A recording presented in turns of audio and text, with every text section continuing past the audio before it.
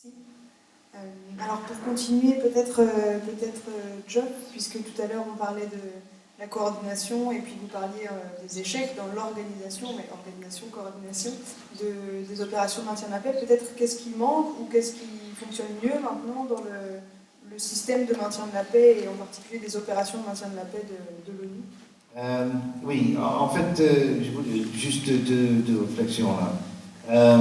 Premièrement, je pense qu'il faut regarder aussi les structures au niveau du gouvernement des pays, surtout les pays membres du Conseil de sécurité, et dont la France. Et dans un sens, c'est un peu dommage qu'on n'a pas quelqu'un du gouvernement français ici qui traite les questions de génocide ou les droits de l'homme, ou sinon le gouvernement, mais de l'ONU, de l'Europe, EU aussi.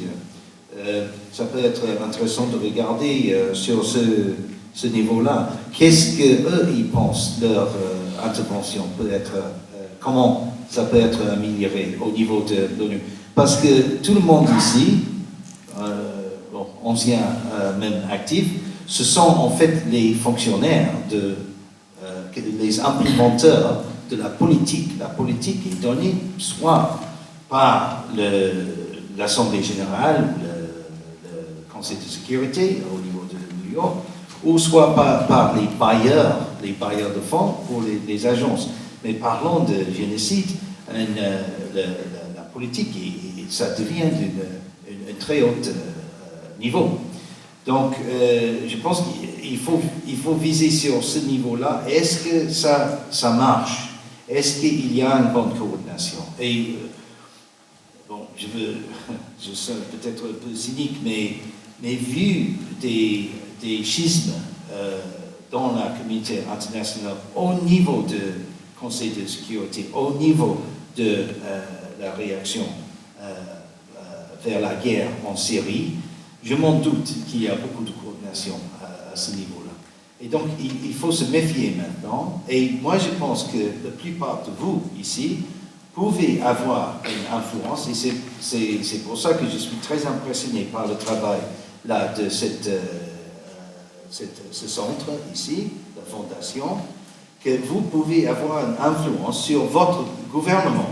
C'est là où vous allez avoir plus d'influence sur pour réagir que peut-être par les organismes internationaux, je veux dire. Parce que les organismes internationaux sont des implémenteurs d'une politique donnée par quelqu'un d'autre. Ils ne sont pas à Londres ou à Paris au sein du Sénat ou l'Assemblée nationale ou le Parlement à Londres. Ils sont les implémenteurs. Donc, ce que moi je pense, c'est que, donc je ne veux pas être politique, mais peut-être il faut être un peu politique maintenant. Il faut voir les choses au niveau un peu plus politique pour réagir un peu plus avec nos politiciens en Europe, pour arriver à faire quelque chose. Merci. Je voudrais juste complémenter ce que dit Jeff. C'est qu'il faut quand même aussi bien se rappeler la différence entre le mandat qu'avait le Minurwa au Rwanda avant et après 1994, donc avant et après le début du génocide, et un mandat ex l'article 7 du Charte des Nations Unies qui impose une action militaire de force. Et c'est très rare qu'une telle action est approuvée par l'Assemblée générale, par le Conseil de sécurité. Mais en fait, c'est le seul mandat qui permet vraiment d'intervenir d'une manière efficace, si elle l'est. Mais c'est toujours la question de la situation au Conseil de sécurité, qu'il y a toujours un veto d'un pays ou l'autre qui empêche une action vraiment rapide. Et je voudrais dans ce contexte aussi parler un peu plus de Burundi, où on en a parlé tout à l'heure. Il y a un génocide dans l'air. Je voudrais juste insister que ce n'est pas la première fois qu'il y aura un génocide au Rwanda. Ma femme et moi, nous étions profs dans un lycée au Kivu, dans l'est du Kivu, l'est du Zaïre à l'époque, en 72-75. En 72, il y a eu un génocide au Burundi de 200 000 personnes, Hutus, qui ont été tuées par l'armée Tutsi. Et ce n'est pas la dernière fois, il y en a eu 3 depuis. Et c'est sans doute, il y a des vases communicantes entre le Rwanda et le Burundi. Quand il y a eu les accords d'Arusha de 1993, qui permettraient de créer un gouvernement d'unité nationale au Rwanda, avec les Tutsis au gouvernement, les extrémistes Tutsis, sachant ce qui s'était passé au Burundi, avec l'énième génocide au Burundi, on dit la paix n'est pas possible. Et c'est pour ça qu'il a mené au génocide au Rwanda.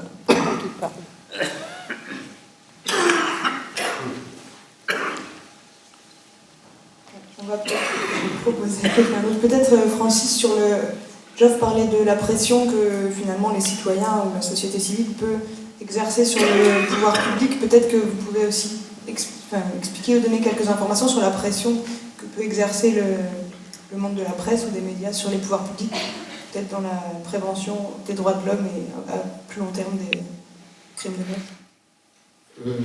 C'est vrai que bon, la presse a du pouvoir, mais si on regarde sur les 20 dernières années, les écoles de presse, par exemple, en Afrique, les écoles qui sont reconnues, je prends par exemple l'école de Dakar, qui est une école qui n'est pas pour le Sénégal, mais pour l'ensemble des pays d'Afrique de l'Ouest, et l'école de Yaoundé, qui s'occupe de toute l'Afrique centrale, ces écoles se sont appauvries. Ces écoles, il y a quelques années, avaient des financements extérieurs du Canada, de la France. Aujourd'hui, ce n'est plus le cas. Quand vous allez là-bas, c'est des écoles en guenilles. Donc, les gens ne sont pas placés la formation n'est pas performante déjà. Et ça, c'est porteur de risque aussi. Parce qu'il faut, les journalistes doivent être bien formés pour pouvoir savoir de quoi on parle exactement, ne pas se laisser manipuler, comme c'est souvent le cas.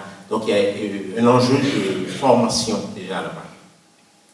Ceci dit, je pense qu'ils en ont pris de la graine depuis le génocide au Rwanda. Il y a quand même un éveil, il y a l'autorégulation dans la corporation qui s'est installée dans la plupart des pays.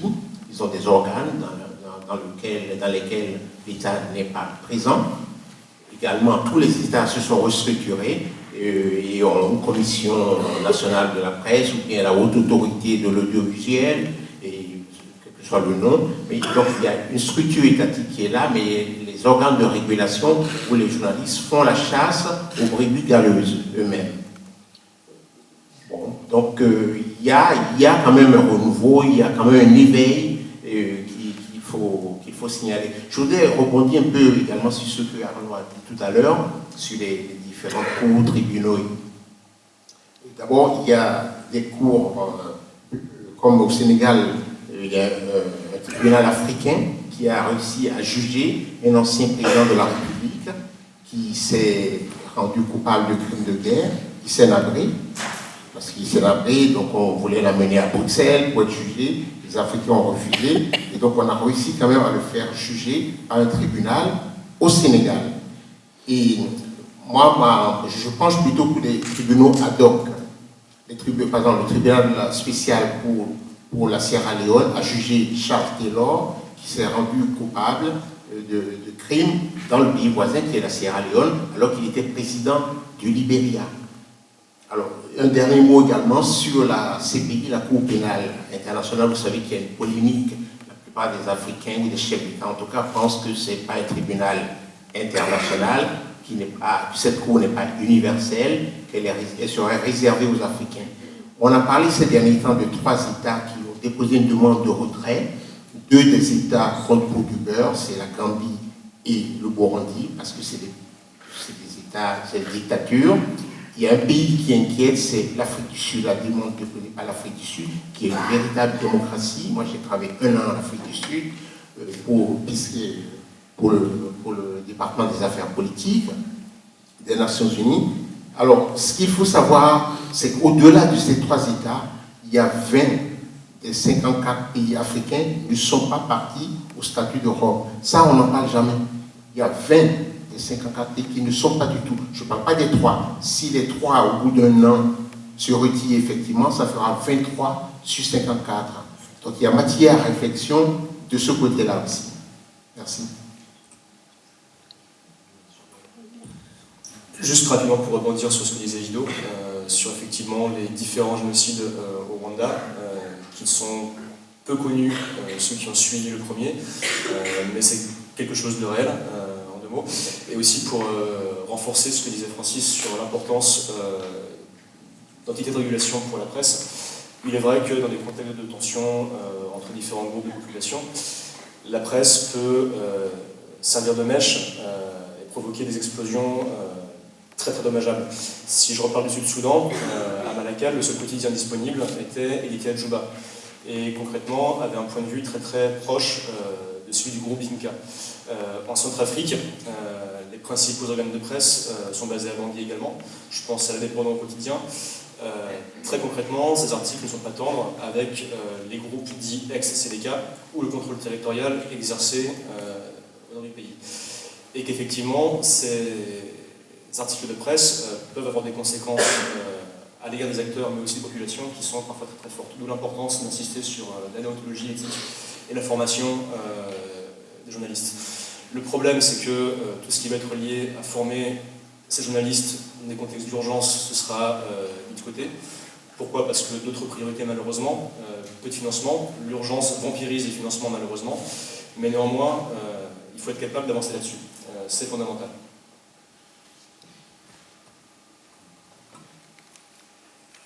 Merci. Je voulais ajouter quelque chose par rapport à la justice pénale internationale, parce que vous avez mentionné le fait de retrait d'un certain nombre de pays africains du statut de la Cour pénale internationale.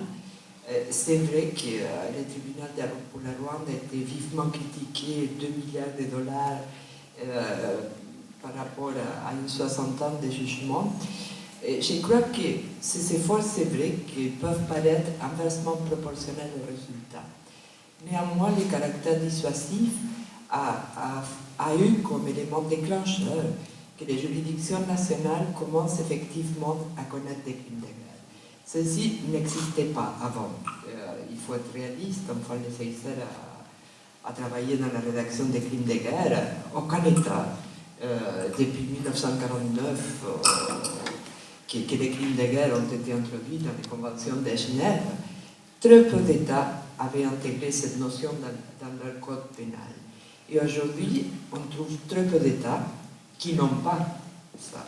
Donc, c'est vrai que dans les 20 dernières années, on a vu des coûts énormes pour la mise en place des systèmes internationaux. Et je crois qu'ils sont quand même efficaces. Je crois qu'ils ont joué un élément dissuasif. Et plus que dissuasif pour la commission des crimes, ils ont joué comme élément déclencheur pour que les règles du droit international commencent effectivement à s'appliquer. Alors, la Cour pénale internationale, les États peuvent ou pas se retirer. La Russie, elle vient de retirer sa signature. C'est un acte politique, parce qu'évidemment, ça n'a aucune signification juridique, retirer la signature. Ceci dit, la Cour pénale internationale, contrairement aux tribunaux ad hoc, agit sur la base des situations, pas des individus. Donc, les situations peuvent être amenées à la Cour à travers une décision du Conseil de sécurité. Donc, qu'il se retire ou pas, si le Conseil de sécurité décide de saisir la Cour d'une situation donnée, voilà, elle sera saisie. Donc, vous êtes tout à fait raison sur ce point. Quand on parle de prévention, le premier grand pas en termes de prévention, c'est l'information. Sans information, on peut tuer ou massacrer dans un endroit, je dirais, réservé ou autre. Mais quand l'information est reçue, est connue, et qu'on sait qu'on va vers un génocide ou vers